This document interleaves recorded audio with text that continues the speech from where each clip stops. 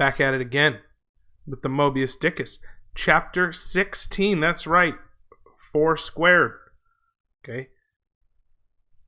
The ship. Finally, we're getting off land and we're getting on the ship. I mean, not by the end of this chapter, but you can see that they're actually going to take a voyage sometime soon. Feels incredible, man. So the first passage I want to go over is on the first page. I marked in blue because I thought it was just funny. It includes Ishmael's description of Yojo. And it says that Yojo means well, but Yojo doesn't always have good outcomes. I have forgotten to mention that in many things, Pequod placed great confidence in the excellence of Yojo's judgment and surprising forecast of things, and cherished Yojo with considerable esteem, as a rather good sort of god, who perhaps meant well enough upon the whole, but in all cases did not succeed in his benevolent designs. Now this plan of Pequod's, or rather Yojo's, I find the attributing intention to the inanimate object of Yojo through the personification here pretty funny, right? Like the notion that this little figurine has like a plan and is thinking about things. I don't know. It's just a funny, cute little play on the inanimacy of those idols. Moving on, I marked this passage in orange, and let's read it. And I'm going to read some others on the next page, and then we'll have a brief discussion about why. So these are descriptions of the Pequod. It says, she was a ship of the old school, rather small if anything, with an old-fashioned, claw-footed look about her. Long seasoned and weather-stained in the typhoons and calms of all 4 oceans, her old hull's complexion was darkened like a French grenadier's who had alike fought in Egypt and Siberia. Her venerable bows looked bearded. Her masts cut somewhere on the coast of Japan, where her original ones were lost overboard in a gale. Her masts stood stiffly up like the spines of the 3 old kings of Cologne. Her ancient decks were worn and wrinkled like the pilgrim-worshipped flagstone in Canterbury Cathedral where Becket bled. She was apparelled like any barbaric Ethiopian emperor, his neck heavy with pendants of polished ivory. She was a thing of trophies, a cannibal of a craft, tricking herself forth in the chaste bones of her enemies. A noble craft.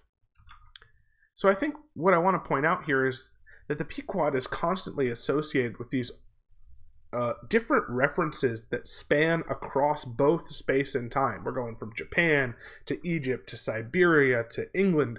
We're going back into the past. We're going to the recent past.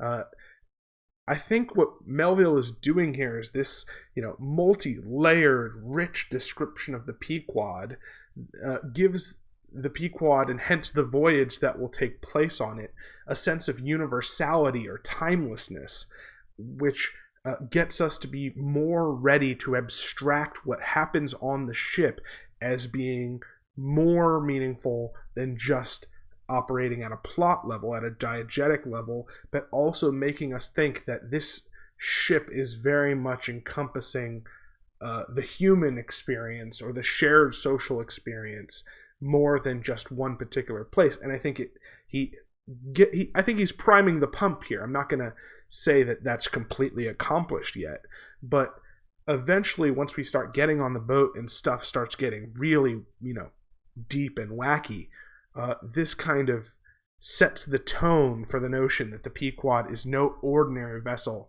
and this is no ordinary whaling novel. So we meet some peeps. We meet Peleg and Bildad, and then Peleg is interrogating Ishmael about why he wants to go on this voyage. And down here at the bottom, Peleg is interrogating Ishmael. He says, "Good again. Now then, thou not only wantest to go a whaling to find out by experience what whaling is, but ye also want to go in order to see the world. Was not that what ye said?" "I thought so." "Well then, just step forward there and take a peep over the weather bow, and then back to me and tell me what ye see there." For a moment I stood a little puzzled by this curious request, not knowing exactly how to take it, whether humorously or in earnest, but concentrating all his crow's feet into one scowl. Captain Peleg started me on the errand.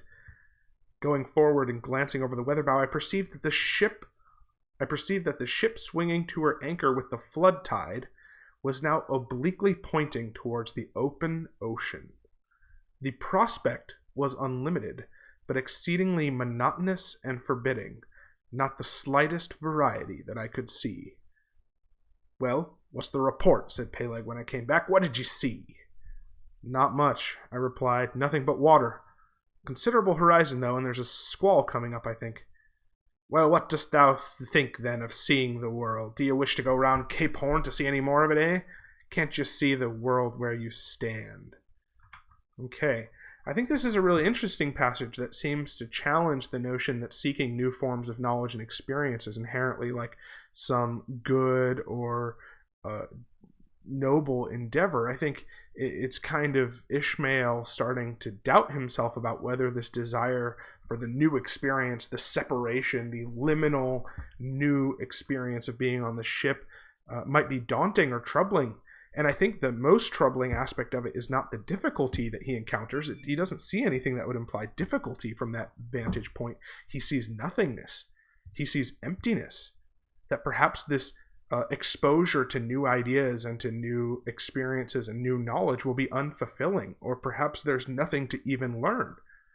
Now, of course, Ishmael is going to take that risk regardless, but I do think that Peleg is forcing us to think about the fact that oftentimes when we embark on new ventures or new experiences, what we find may be nothing like what we want to find. And that's a risk that is inherent to the lack of knowledge we have about things that we have yet to experience. So then we move on and we get this wonderful passage that I marked in blue very quickly because it's a contradiction in terms. For some of these same Quakers are the most sanguinary, involving or causing much bloodshed of all sailors and whale hunters. They are fighting Quakers. They are Quakers with a vengeance. I find that a hilarious line because obviously a fighting Quaker is a contradiction in terms because Quakers are theoretically pacifists. Of course, this is going to be pointed out by Ishmael later in the chapter. He's going to ask, how does Captain Bildad justify his violence towards whales when he is a pacifist? But nevertheless, let's not get ahead of ourselves. So here's this long passage about what it means to become a person who is quote-unquote great or exceptional. And I think as I read and you think, you're going to see how the idea of knowledge or experience or understanding or truth intersect with our notions of greatness, according to Ishmael. So there are instances among them of men, he's talking about Quakers, who named with scripture names, a singularly common fashion on the island. By the way, Peleg and Bildad are both scripture names as well. And in childhood, naturally imbibing, taking in, drinking, the stately dramatic thee and thou of the Quaker idiom still, from the audacious, daring, and boundless adventure of their subsequent lives, strangely blend with these outgrown peculiarities, 1,000 bold dashes of character not unworthy of a Scandinavian sea king, so like a violent Viking who would not do well in a Quaker society, or a poetical pagan Roman, right? Someone who doesn't live up to Christian standards, who is perhaps opulent or hedonistic, like the, decadent Romans. And when these things unite in a man of greatly superior natural force, with a globular brain and a ponderous heart, who has also by the stillness and seclusion of many long night watches in the remotest waters, and beneath constellations never seen here at the north, been led to think untraditionally and independently, receiving all nature's sweet or savage impressions, fresh, from her own virgin, voluntary, and confiding breast, that is the virgin and confiding breast of nature, and thereby chiefly, but with some help from accidental advantages, to learn, and listen to this, a bold and nervous lofty language. That man makes one in a whole nation's census, a mighty pageant creature formed for noble tragedies. Nor will it at all detract from him, dramatically regarded, if either by birth or other circumstances he have what seems a half-willful, overruling morbidness at the bottom of his nature. For all men tragically great are made so through a certain morbidness. Be sure of this, O young ambition, all mortal greatness is but disease.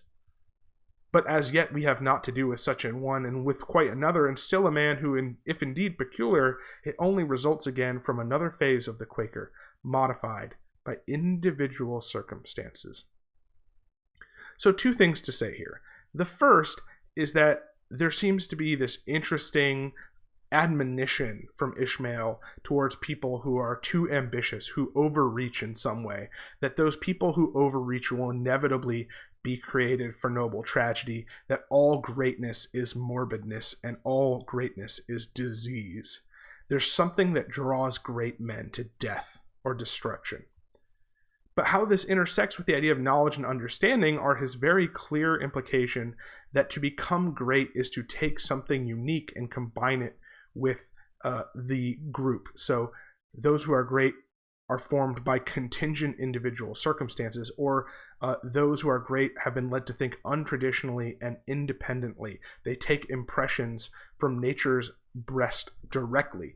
If we were talking in Emersonian terms, we would say we want a religion of revelation, not of tradition, right? Those who are great are those who can come to know and understand the world in a way that is not mediated, where their information or knowledge or understanding is not shaped by other people. To be an independent thinker is a necessary condition of being great, which seems to be an interesting conversation with what Peleg forces Ishmael to think about just earlier in the chapter, about the possible emptiness and difficulty of a voyage into the unknown. Whereas here, this passage seems to say, if you can break away from the group, you might become great. But of course, this is also complicated by the passage saying that becoming great might mean that you are afflicted with a disease. So is that seeking of knowledge something worth doing? Unclear, but certainly this passage has something to say about how one does become great, and it has to do with one's individual relationship to knowledge. So moving on, we have another passage which should remind you of Ishmael's equivocation way back when he first meets Pequod, and he's trying to convince himself that him doing the ritual prayer that Pequod is doing is somehow consistent with the first commandment.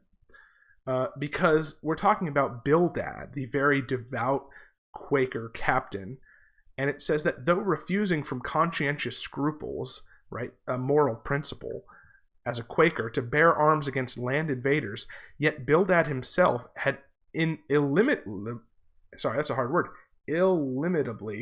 invaded the Atlantic and Pacific, and though a sworn foe to human bloodshed, yet he had in his straight-bodied coat spilled tons upon tons of Leviathan gore. How now in the contemplative evening of his days the pious Bildad reconciled these things in the reminiscence, I do not know. But it did not seem to concern him much, and very probably he had long since come to the sage and sensible conclusion that a man's religion is one thing, and this practical world quite another. So once again, just like in the Ishmael passage, this seems to show that one particular mode of knowledge or understanding, reason, is a very malleable, very changeable framework for understanding the world, that you can twist reason or logic to justify pretty much anything you want. The other thing I would draw here is the difference between two categories of knowledge, which we might call theory versus practice, right? That the way that we think about the world might be different if we're simply abstracting versus when we actually live out our lives, which is more a moral or ethical form of distinction than an epistemic one. But obviously, the truth claims that we make about the theoretical or practical implications of abstract ideas will come to influence our concrete actions, which is what's explored here. Moving on,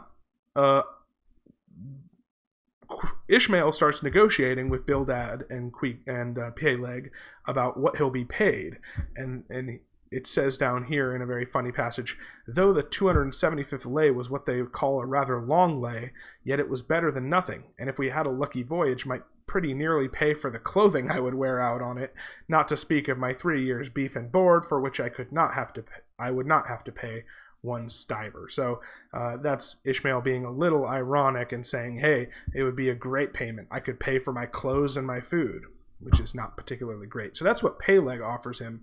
But Bildad, on the other hand, Bildad's a little more stingy, right? Because he's giving Ishmael these quotations about how you shouldn't look for earthly wealth. You should look for spiritual wealth. If you're curious about where those quotations come from.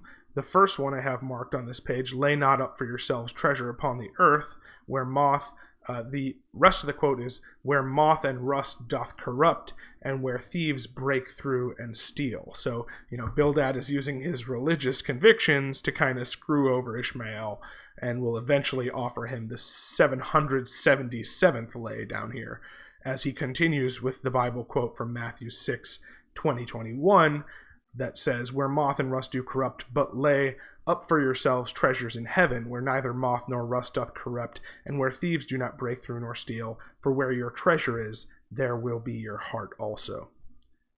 So I also found that pretty funny, that we have Bildad using the Bible to justify paying Ishmael Jack. And then I have another blue passage highlighted here, which I found pretty hilarious, which is the rather classic slapstick comedy that we get between Peleg and Bildad. As the passage reads, "Thou Bildad," roared Peleg after he offers him the 777th lay. "Thou Bildad," roared Peleg, starting up and clattering about the cabin. "Blast ye, Captain Bildad, if I had followed thy advice in these matters, I would afore now had a conscience to lug about that would be heavy enough to founder the largest ship that ever sailed round Cape Horn." "Captain Peleg," said Bildad steadily, "thy conscience may be drawing 10 inches of water or 10 fathoms, I cannot tell. But as thou art still an impenitent man, Captain Peleg, I greatly fear lest thy conscience be but a leaky one, and will in the end sink thee foundering down to the fiery pit, Captain Peleg." So a little play on words here, Peleg saying, "You're giving me a heavy conscience," and Bildad saying, "Well, yeah, your conscience is heavy because you're a sinner, and it's going to weigh you down to hell." Fiery pit, ye insult me, man. Past all natural bearing, ye insult me. It's an all-fired outrage to tell any human creature that he's bound to hell. Flukes and flames, Bildad, say that to me again, and start my soul boats. I'll swallow a live goat with all his hair and horns on. Out of the cabin, ye canting, drab-colored son of a wooden gun! A straight wake with ye! And he thundered out this. He made a rush at Bildad with a marvelous oblique, sliding celerity. Bildad for that time eluded him. So I just think it's pretty classic slapstick, right? These guys yelling at each other in their particular styles, right? Bildad calm and cool, Peleg getting his Irish up. I think it's pretty funny. Moving on. We finally get the introduction in 16 chapters of Captain Ahab, which we all know, just from our cultural consciousness, is at least going to be important. I'm not saying you guys have any real knowledge of who Ahab is or why he's important, but certainly he's going to be important. And listen to the way that he's introduced to us by Captain Peleg. He's a grand, ungodly, godlike man. What a phrase. Grand, ungodly, godlike man. Captain Ahab doesn't speak much, but when he does speak, then you may well listen. I've never thought about this before, but anyone who's read Heart of Darkness, you should think about what the reporter says to Marlowe about Captain Kurtz. You don't talk to him, you listen. "Mark ye, be forewarned, Ahab's above the common. Ahab's been in colleges, as well among the cannibals, been used to deeper wonders than the waves, fixed his fiery lance in mightier, stranger foes than whales." What foes are mightier or stranger than whales? What wonders are deeper than the waves? This guy is wild stuff. "His lance, aye, the keenest and the surest that out of all our isle. He ain't Captain Bildad, no, and he ain't Captain Peleg. He's Ahab, boy. And Ahab of old, thou knowest, was a crowned king, and a very vile one. When that wicked king was slain, the dogs, did they not lick his blood?" Okay, so first off, just to get the biblical references out of the way, Ahab was a king of Israel in the 9th century BC. He married the famous woman Jezebel and worshipped Baal, who was one of the pagan gods of child sacrifice. And in fact, the first letter of Kings says that Ahab did more to provoke the Lord God of Israel to anger than all the kings of Israel that were before him. Okay, so this is a provocative guy, and in fact, the dogs reference is a reference to 1 Kings chapter 21, where a prophet informs King Ahab that he is marked for death, and that ultimately his blood will be licked at by dogs. Okay, so yeah. Interesting introduction of the character. How does how does that fit into our narrative or our thematic structure? Well, I want to go to our last passage, and I think you'll see the connection between this one and the previous one. As I walked away, I was full of thoughtfulness. What had been incidentally revealed to me of Captain Ahab filled me with a certain wild vagueness of painfulness concerning him. And somehow at the time I felt a sympathy and a sorrow for him, but for I don't know what, unless it was the cruel loss of his leg. And yet I also felt a strange awe of him, but that sort of awe which I cannot at all describe. Was not exactly awe, I do not know what it was, but I felt it. And it did not disincline me towards him, though I felt impatience at what seemed like mystery in him, and boy, that's the right word. So imperfectly was he known to me then. However, my thoughts were at length carried in other directions, so that for the present, dark Ahab slipped my mind. So here, what this paragraph makes clear to me, and it's in connection with the orange paragraph on the previous page, is that we've now got a new form of unknowability introduced into the text. The first image, which introduces this notion of the enigmatic and the unknowable and the separate, is the ocean, right? That's in chapter 1. And then we have the whale, through the picture and the other descriptions and the extracts, as this unknowable, enigmatic, separate creature. And finally, at least in chapter 16, Ahab has taken place on the podium, right? We've got gold, silver, and now bronze. Ahab has taken his position as an equally mysterious, shadowy, the passage uses obviously the phrase dark, implying lack of knowledge or understanding, as a figure of darkness and mystery and unknowability. So the question is, will we learn more about any of these three things, or will they all stay these mysterious, unknowable, almost seemingly abstract concepts, right? Like, I think it's really telling that in chapter 16, we don't physically meet Ahab, whereas we do physically meet Bildad and Peleg. He starts the narrative as an abstraction, as an idea. And of course, we will meet the actual Ahab, but he seems to have more, as the orange passage certainly contributes to, he seems to have more symbolic importance than actual plot importance, right? Deeper wonders than the waves. What are those deeper wonders? What is Ahab all about? Hopefully we find out in future chapters. Chapter 16, in the books. You love to see it as a Moby Dick fan. See you guys in chapter 17.